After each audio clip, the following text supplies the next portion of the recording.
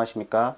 은평구청 온라인 설명회 강연을 맡은 1328 대학진학연구소 이훈복 부수장입니다. 이번 시간에는 2021학년도 정시 모집의 선발 현황과 그 정시 모집 지원 시 그 유의사항에 대해서 알아보도록 하겠습니다. 2021학년도의 정시 모집은 전년도에 비해서 좀 소폭 그 모집 인원이 늘어났는데요. 구체적으로 정시 모집에 대한 특징과 지원 전략을 세울 때는 어떤 유의점을 갖고 지원을 해야 되는지에 대해서 알아보도록 하겠습니다. 먼저 2021학년도 정시 모집 선발 인원을 보면은 2020학년도에는 79,090명을 선발했던 것에서 2021학년도에는 983명이 증가한 80,073명을 선발하게 됩니다. 그러니까 이 인원은 수시 모집에서 2월이 된 인원이 포함되지 않은 인원으로, 그러니까 실제 정시 모집에서 지원을 할 때에는 수시 모집에서 미충원된 인원이 2월 돼서 이보다는 인원이 증가해서 선발된다는 부분도 염두에 두시고, 이 부분은 그러니까 정시 모집에서 이제 선발하는 어떤 수시 2월 인원이 포함되지 않은 인원이라는 것을 미리 염두에 두시고 좀 알아두셨으면 좋겠습니다. 그리고 이제 정시 모집의 어떤 선발 규모를 최상위권 대학과 상위권 대학, 중위권 대학, 서울 주요 대학 위주로 좀 구체적으로 좀 알아보면은요.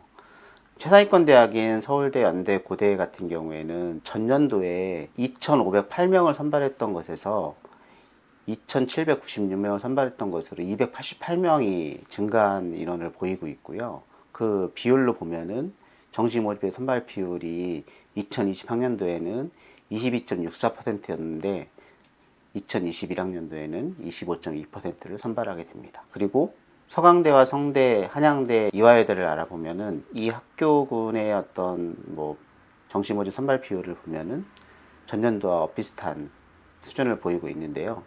2020학년도에는 6,354명을 선발했던 것에서 2021학년도에는 27명 만에 증가한 6,669명을 선발하게 됩니다. 여기에서는 서강대와 성균관대는 좀 비슷하지만 이화여대는 많이 정시 모집이 늘어난 반면에 한양대학교는 정시 모집의 비율이 줄어들어서 실질적으로 한양대학교와 이화여대 정시 모집 선발 비율만 좀 염두에서 보시면 좋을 것 같습니다. 그리고 다음으로 중앙대와 경희대와 한국외대, 시립대를 알아보면은 여기에서도 정시 모집 인원이 조금 상승이 됐는데요. 한국외대만 정시 모집 인원이 줄어들고 중앙대와 경희대, 서울시립대의 정시 모집 선발 비율은 늘어났다고 보시면 되겠습니다.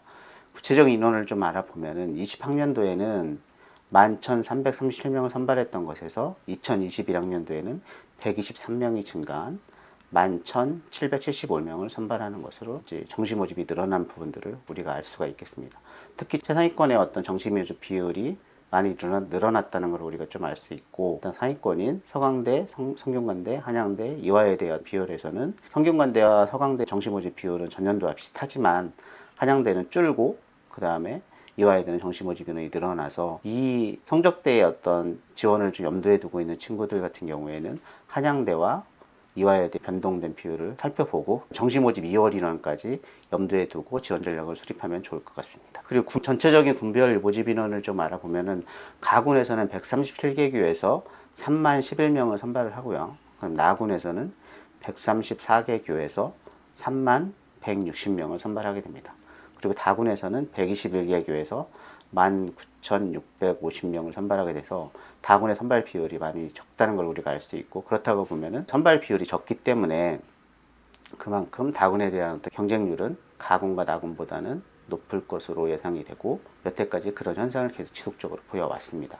다군을 지원할 경우에는 그런 부분들까지 염두에 두고 지원 전략을 세우는 것이 필요하다고 볼 수가 있겠습니다. 그러면 정시 모집 수준별, 군별로 이제 선발 비율을 조금 알아보면 이제 수준별로 어떤 특징을 보여지는지를 좀 전체적으로 우리가 알아보고 그에 맞게 지원 전략을 조금 세우는 것이 더 유리하다고 볼 수 있는데요. 이 부분은 군별로 수준에 따라서 선발 비율이 높고 낮음이 차이가 있거든요. 그거에 따라서 어떤 군에 내가 주력을 해서 안정 지원을 하는 것이 유리한지 아니면 상향 지원을 하는 것이 유리한지, 이런 부분들을 염두에 두고 지원 전략을 세우게 되면 조금 정시 모집에서도 좋은 결과를 얻을 수 있는 그런 분석 능력이 키워진다고 볼 수가 있겠죠. 그럼 최상위권 대학들을 좀 알아보면 여기서 얘기하는 어떤 최상위권 대학은 서울대, 그 다음에 연대, 고대, 성균관대, 한양대, 그 다음에 이화여대, 서강대 뭐 이 정도 수준까지를 조금 저희가 염두에 두고 준비를 한 건데요.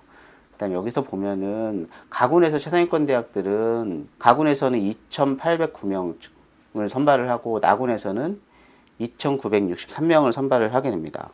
그렇다고 보면은 다군에서는 최상위권 대학 같은 경우는 선발 인원이 거의 없다고 보시면 되고요. 그리고 비율로 따져 본다고 하면은 나 51%로 소폭 많은데 가군보다 가군과 나군의 선발 비율이 비슷하다고 보시면 될 것 같습니다. 그리고 그 상위권 대학을 알아보면 상위권 대학은 여기서는 중앙대, 경희대, 한국외대, 서울시립대를 생각하시면 될 것 같고요. 가군에서는 1791명을 선발을 하고 나군에서는 1661명, 그리고 다군에서는 759명을 선발합니다. 상위권 대학 같은 경우에는 가군의 선발 비율이 43%로 가장 높고, 그리고 그 다음에 나군 39%, 다군 18%로 선발을 하게 되는데 가군의 선발 비율이 가장 높은 것을 우리가 알 수가 있겠습니다. 그러니까 중상위권 대학 같은 경우에는 건국대, 동국대, 그다음에 홍익대, 숙명여대 선을 저희가 조금 데이터를 뽑아봤는데요. 가군에서는 1,025명을 선발을 하고 나군에서는 1,656명을 선발합니다.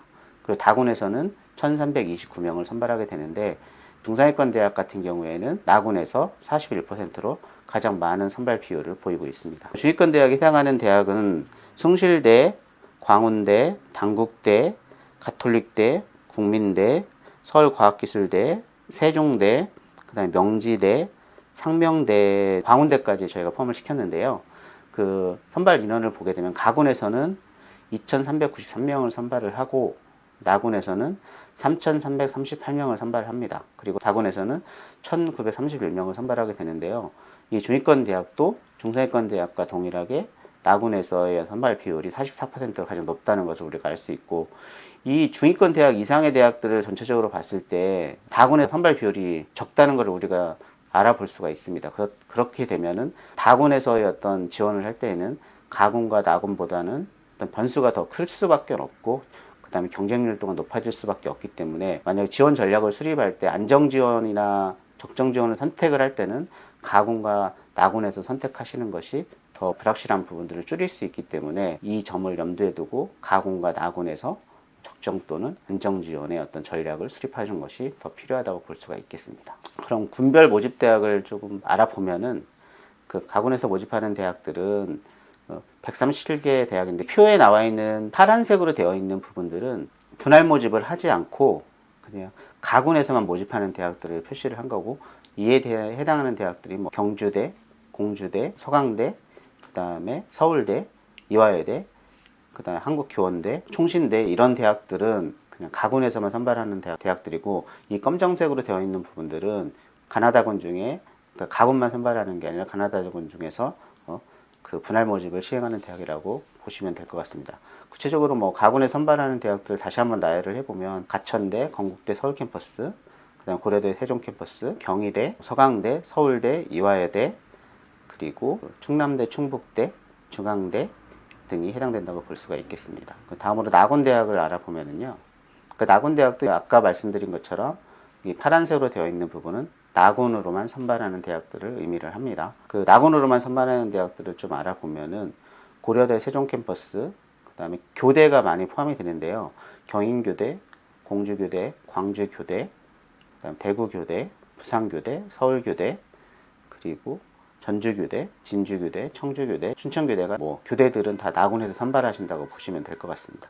그리고 추가적으로 연세대 서울 캠퍼스, 그리고 호남대 정도가 낙원에서만 선발한다고 보시면 되고, 그리고 분할 모집에 대해서는 다음 페이지에서 또 구체적으로 좀 알아보도록 하겠습니다. 다군으로만 선발하는 대학들은 가야대, 건국대 글로컬 캠퍼스, 대신대, 서울장신대, 서원대, 예수대, 그다음 한국성서대, 한동대, 환경대 등 121개 대학은 다군으로만 선발을 하게 되겠습니다. 그럼 정시 모집에서 분할 모집하는 대학들을 분할 모집군에 따라서 좀 알아보면은요. 그러니까 가군과 나군에서 분할 모집하는 대학들은 33개의 대학인데, 이에 해당되는 대학들은 경북대, 경희대, 덕성여대, 동국대 서울 캠퍼스, 그다음 서울과학기술대, 서울시립대, 성균관대, 세종대, 연세대 여기 원주간의 미래캠퍼스죠.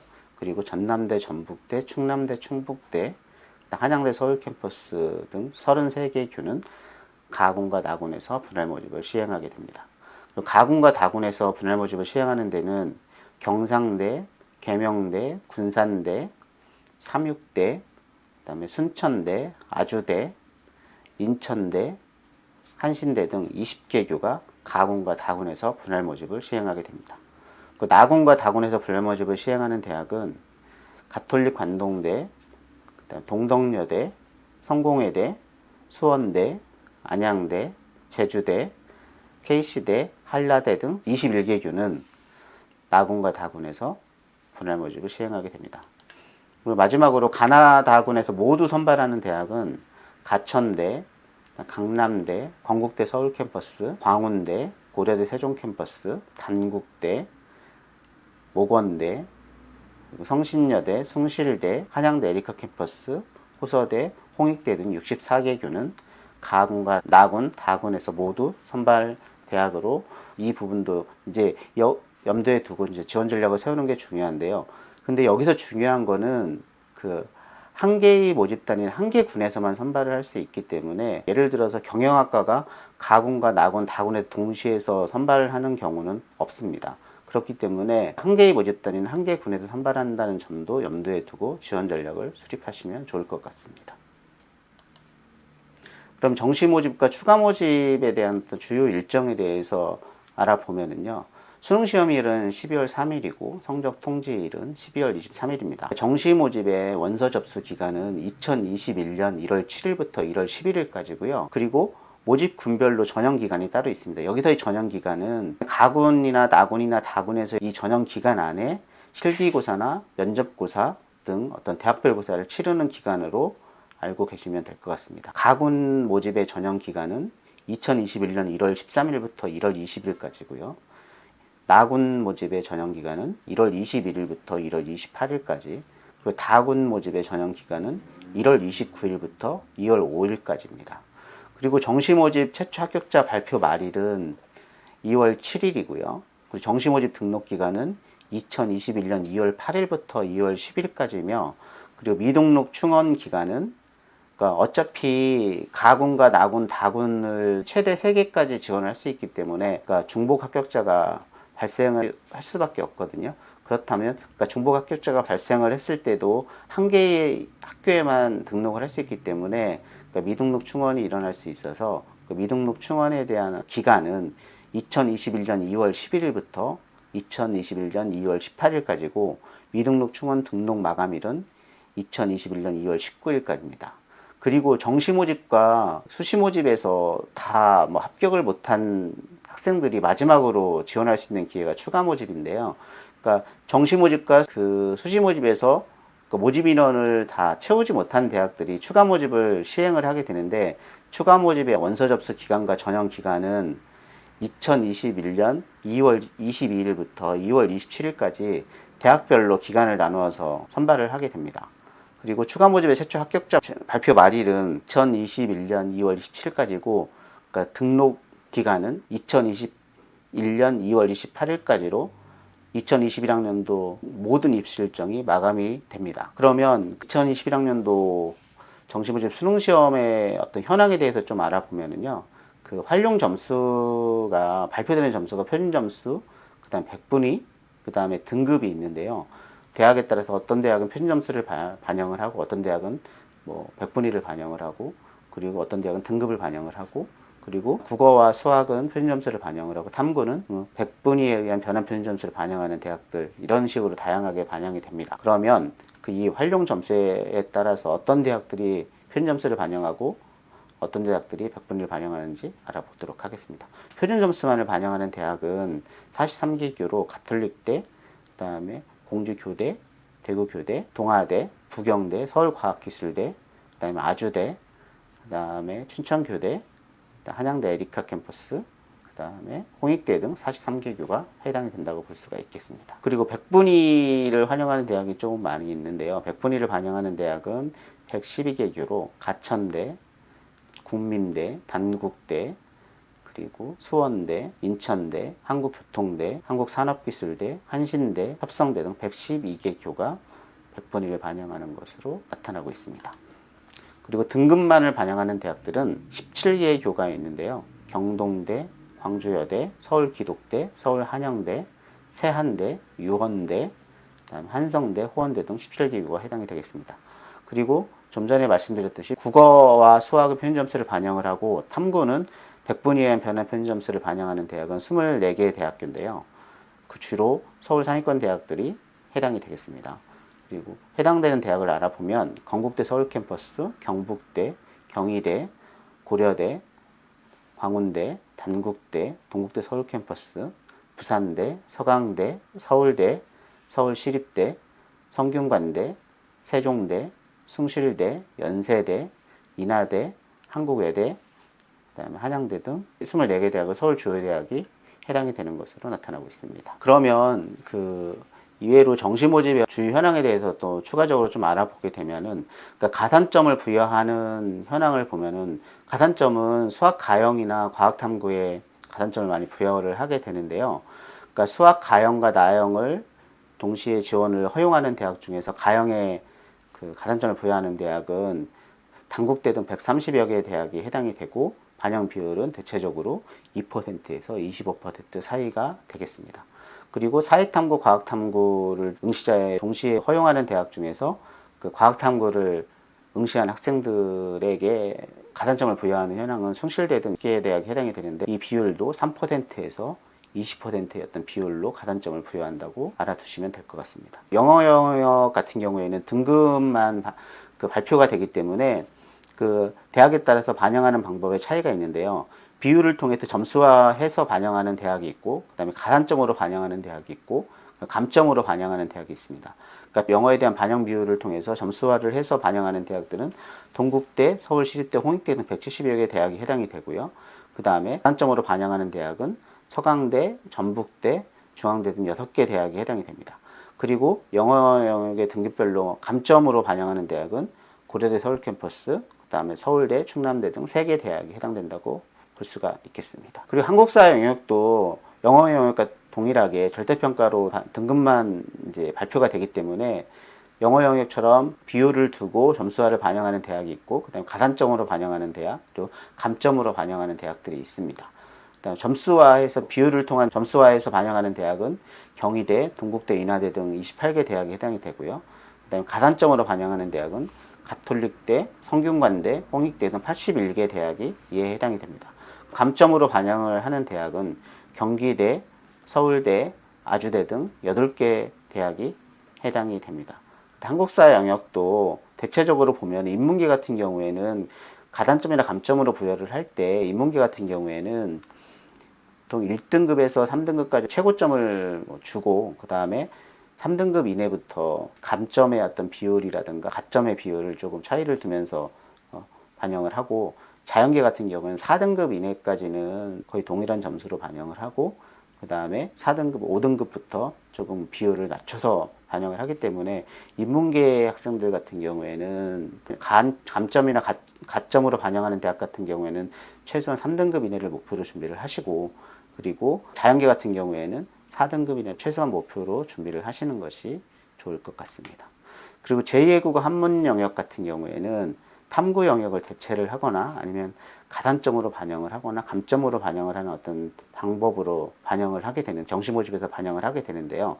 탐구 영역을 대체를 하는 대학들은 경희대, 성균관대, 한양대 등 39개 대학이 해당이 되고요. 그 다음에 가산점으로 반영을 하는 대학은 부산대, 조선대, 충남대가 해당이 되고, 감점으로 반영하는 대학은 서울대가 감점으로 제2외국어 한문 영역을 반영을 합니다. 그러면 정시 모집 지원을 할 때 어떤 점을 조금 유의를 해서 지원을 해야 되는지에 대해서 조금 알아보도록 하겠습니다. 첫 번째로 적성과 진로를 잊지 말자고 제가 우선적으로 뽑았는데요. 이 부분은 뭐냐면, 정시 모집 같은 경우는 수능 시험 위주로 지원을 하기 때문에 점수에 맞춰서 지원하는 경향들이 나타나고 있습니다. 뭐 인문계 같은 경우에는 복수 전공이나 연계 전공이나 심화 전공이나 이런 부분으로 다양하게 전공을 접할 수 있고 쉽게 크로스로 전공을 이제 공부를 할 수 있는 부분이 있지만 자연계 같은 경우는 학습량도 많고 크로스의 전공을 공부하기가 조금 힘들기 때문에 그러니까 본인이 원하는 어떤 적성과 진로에 맞는 학과 선택을 하는 것이 나중에 입시에서 실패를 하지 않는 길일 수도 있기 때문에 그리고 또 내가 학과를 선택하면 그런 학과를 선택한 것이 직업과도 연결이 되기 때문에 그 부분까지 염두에 두고 선택을 한다고 하면 너무 점수에만 연연해서 지원 전략을 수립하는 것보다는 본인의 어떤 적성과 진로를 염두에 두고 그다음에 지원 전략을 수립하는 것이 더 필요하다고 볼 수가 있겠습니다. 그리고 두 번째로 입시 요강을 아전인수격으로 해석하지 말라라고 제가 적었는데요. 이 부분은 뭐냐면 대학의 어떤 입시 요강이 어느 누구에게만 유리하게 만들어진 것은 아니거든요.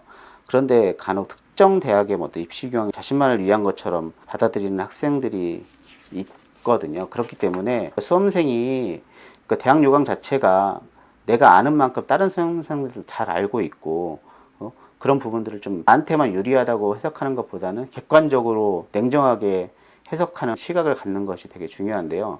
자신의 어떤 지원 대학의 여건이라든가 그다음 입시 요강이라든가 아니면 자기네 성적이라든가 이런 것들을 너무 본인한테 유리한 쪽으로만 해석하지 마시고 객관적인 시각으로 해석했을 때 좋은 결과를 얻을 수 있다는 것들을 꼭 염두에 두시고 그리고 입시 요강을 해석할 때 꼭 자신한테 유리하고 불리한 것을 가늠하는 것은 또 중요하지만 이 부분이 꼭 나한테만 유리한 입시 요강이 아니라는 것을 꼭 염두에 두고 지원 전략을 수립하시면 좋을 것 같습니다. 그리고 세 번째로 수능 시험을 단순 총점으로 지원 여부를 가늠하지 말라고 말씀을 드렸는데요. 이 부분은 뭐냐면 대학별로 계산 방식이 다르고 그리고 영역별로 반영하는 어떤 영역이라든가 아니면은 반영하는 비율 자체가 다르기 때문에 그 대학별로 단순 총점으로만 지원 여부를 가늠하지 마시고 대학별 계산식을 통해서 반드시 지원 여부를 가늠하시는 것이 필요합니다. 이 부분을 또 적은 거는 뭐냐면 일명 종이배치표라고 하는 것을 설명회를 갔을 때 많이 이제 배포를 하는데요.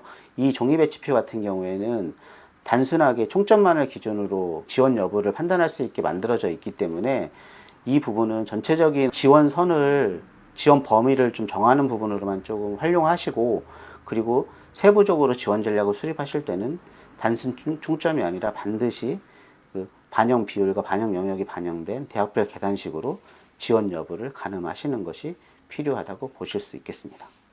그리고 마지막으로 최초 합격자에 포함되지 않았다고 낭망하지 말라라고 말씀을 드리는데요. 이 부분은 뭐냐면 가군과 나군, 다군을 지원할 수 있기 때문에 추가 합격자가 반드시 나올 수밖에 없습니다. 그렇기 때문에 최초 합격이 되지 않았다 하더라도 그러니까 추가 합격으로 되는 경우가 많이 있기 때문에 총원 합격 발표하는 어떤 말일까지 추가 합격자의 어떤 발표라든가 이런 부분들을 끝까지 염두에 두고 홈페이지라든가 아니면 전화나 문자를 기다리는 것이 좀 더 좋을 것 같고 지원을 할 때에도 꼭 최초 합격자만을 염두에 두고 지원을 하기보다는 일부 어떤 지원군에서는 뭐 충원 합격까지 염두에 두고 지원 전략을 세우는 것도 필요하다고 볼 수가 있겠습니다. 지금까지 983명이 증가한 정시모집의 특징과 그리고 모집 인원 및 현황에 대해서 구체적으로 우리가 알아보았는데요. 다음 시간에는 2021학년도 주요 대학의 수능시험 반영 비율과 그리고 수능 성적에 따른 그 유불리가 나타날 수 있는데 그 유불리에 대해서 구체적으로 알아보도록 하겠습니다. 감사합니다.